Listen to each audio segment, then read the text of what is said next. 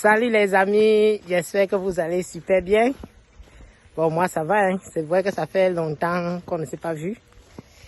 J'étais dans les travaux. Vous savez, comme le dit le gars Maxime Victor, le plus important n'est pas de passer le temps à faire des vidéos sur YouTube, mais il faut se rassurer que le business bouge sur le terrain.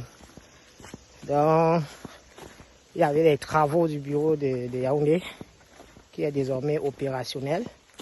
Parce que nous avons constaté que les clients de Yaoundé se plaignaient de plus en plus. Bon, nous sommes déployés à Yaoundé, donc désormais vous pouvez avoir tous nos produits et nos services sur Yaoundé.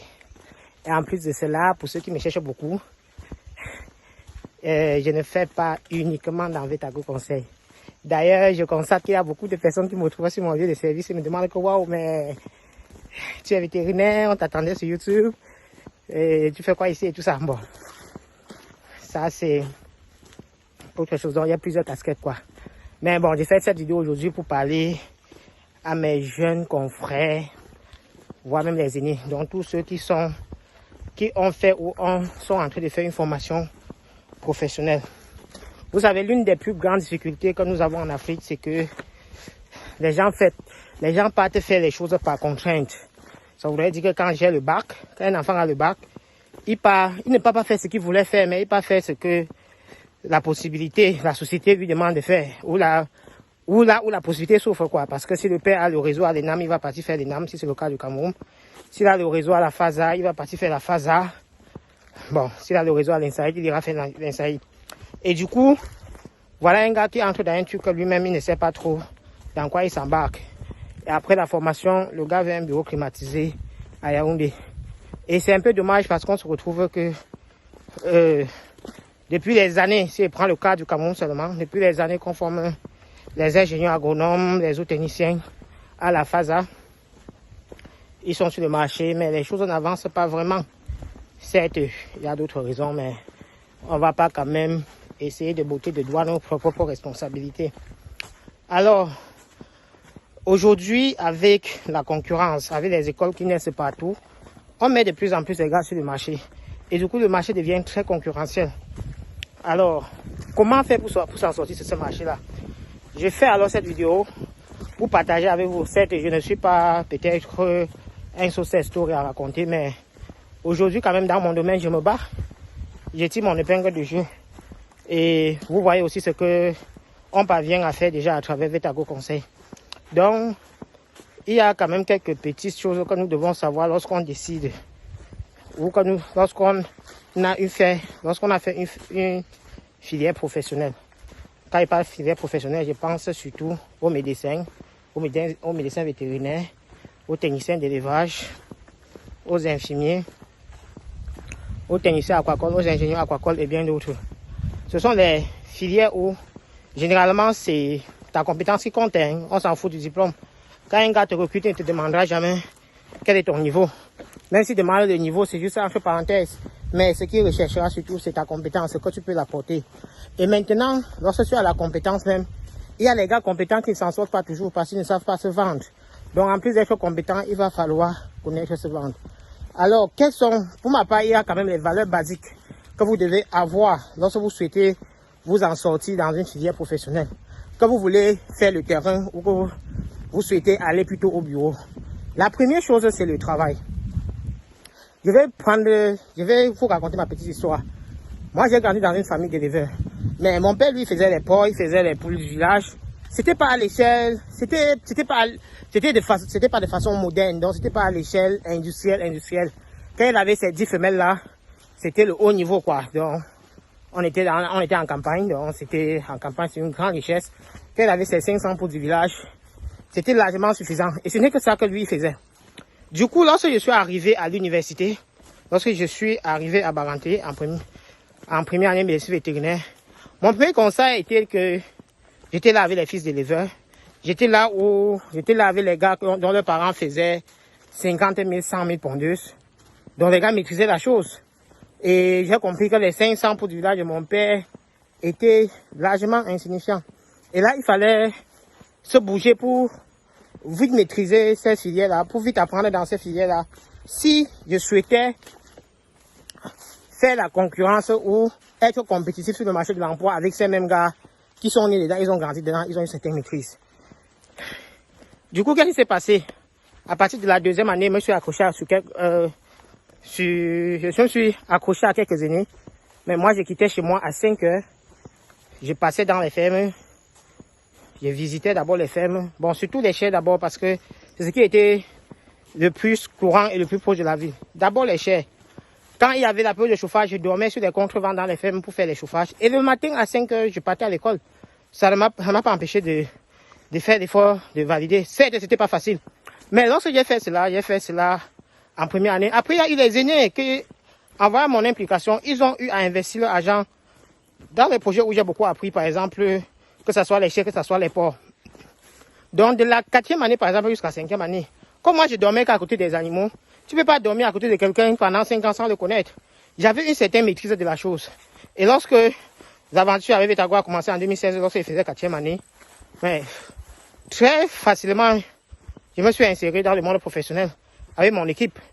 Aujourd'hui, bon, on a fait le peu qu'on a eu à faire, on a encore beaucoup à apprendre, on continue d'apprendre. Mais quand tu fais une formation professionnelle, juste pour dire que tu dois être en contact avec ton métier. Si tu décides par exemple de devenir médecin, ne t'inquiète pas, c'est pas la 7e année que ta mère va t'appeler docteur. Dès que tu commences la première année là, elle sait déjà qu'elle a son docteur et qui va le soigner régulièrement.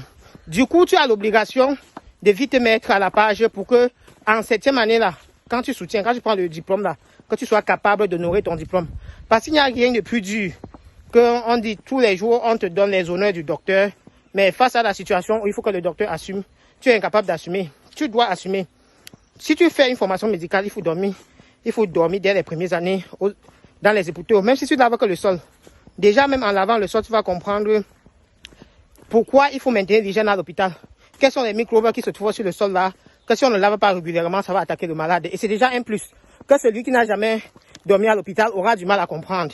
Tu vas beau bûcher dans tes cahiers, mais le cahier et la pratique, c'est deux choses différentes.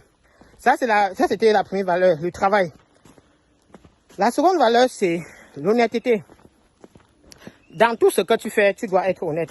Si tu es le plus grand bosseur du monde, mais tu ne peux pas être honnête, il y a beaucoup de gens qui ne feront pas affaire avec toi ou qui ne feront pas affaire pour longtemps avec toi.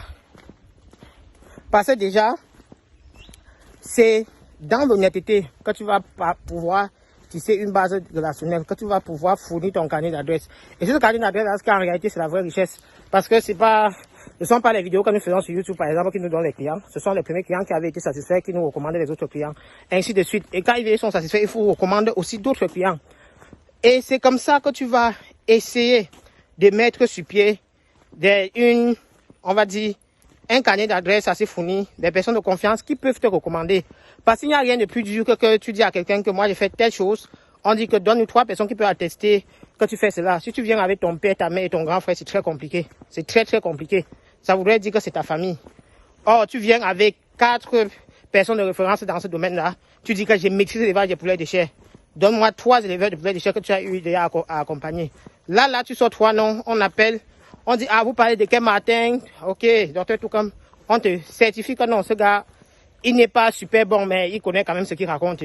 Et c'est important, dans ton domaine, tu dois faire l'effort d'être honnête et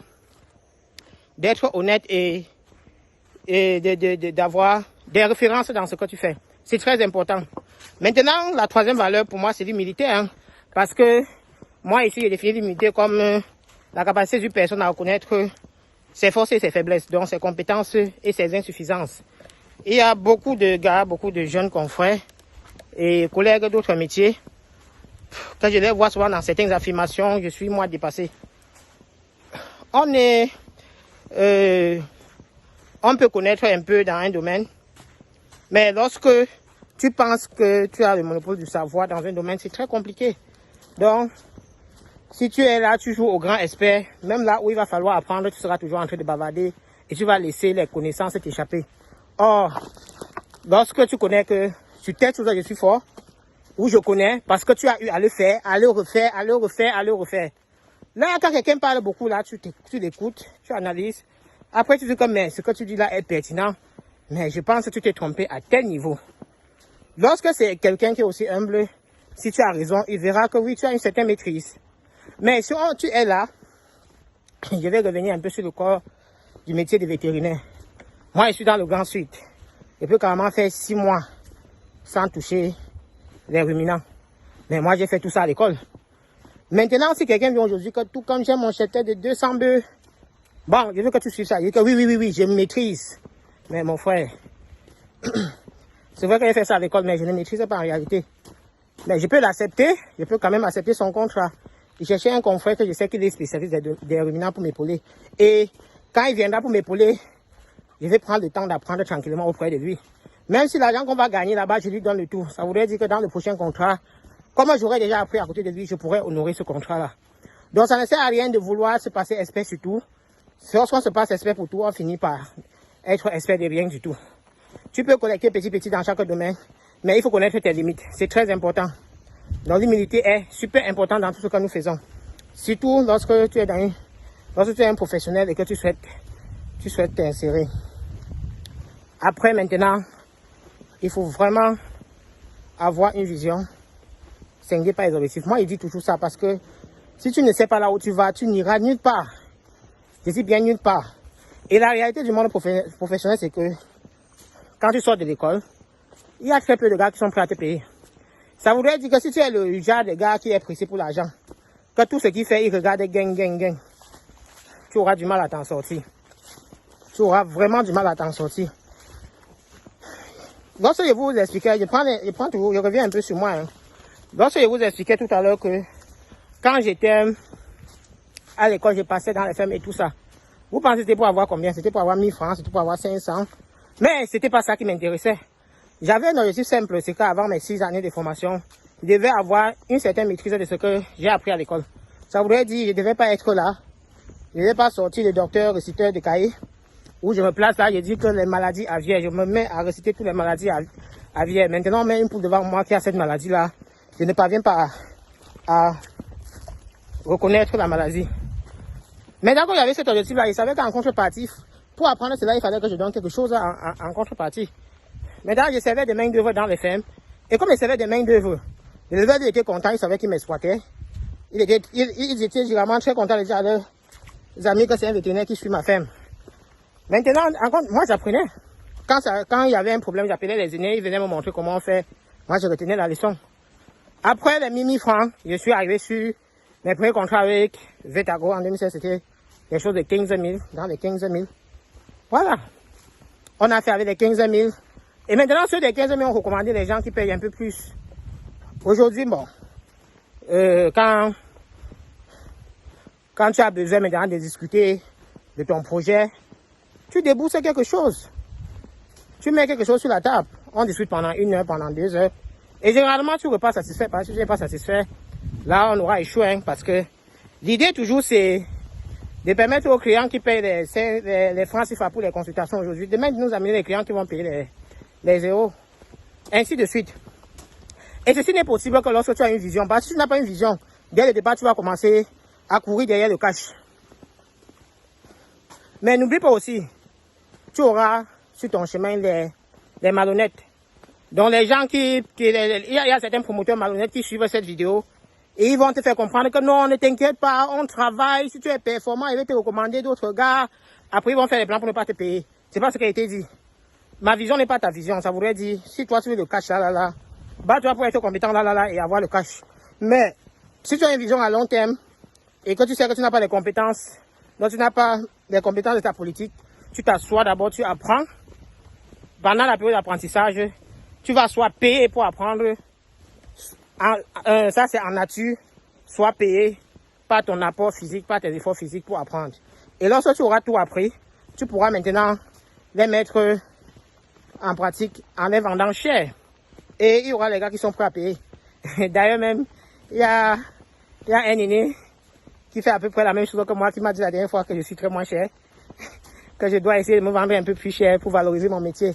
Bon, du coup, il peut avoir raison, mais notre vision n'a jamais été de vendre nos produits, nos services très chers. Parce que nous partons toujours sur sur l'approche de politique d'échelle, d'économie d'échelle, pour pouvoir gagner plus d'argent. On préfère toucher le maximum d'Africains Gagner un peu sur chaque Africain, ce qui va faire beaucoup d'argent. Fait de toucher quelques Africains et gagner un peu. Bon, chacun a sa politique, sa vision. Notre vision, c'est toucher le maximum de personnes. Notre vision, c'est pas uniquement de faire le maximum de fric.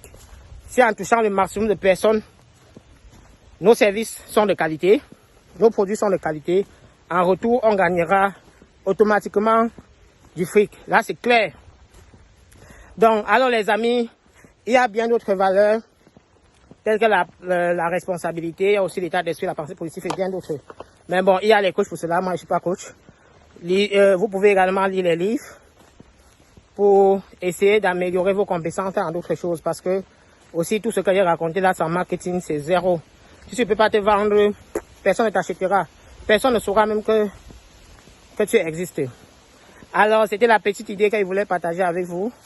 Je vous remercie. Et ceux qui souhaitent me voir là, il y a les consultations. Donc, vous pouvez contacter mon équipe pour réserver une consultation pour qu'on parle de votre projet. Je n'ai pas la force et le temps pour répondre à tout le monde.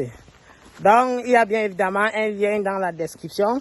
Vous pouvez cliquer dessus pour réserver pour vos différentes consultations ou formations, bien évidemment. Pour ce qui est de l'élevage, porc, poulet, déchets, pondeuses, brahma. Et très bientôt d'autres formations. On va doucement, mais sûrement. Et n'oubliez surtout pas, nous sommes désormais présents à Yaoundé, en plus de Douala. Allez, ciao!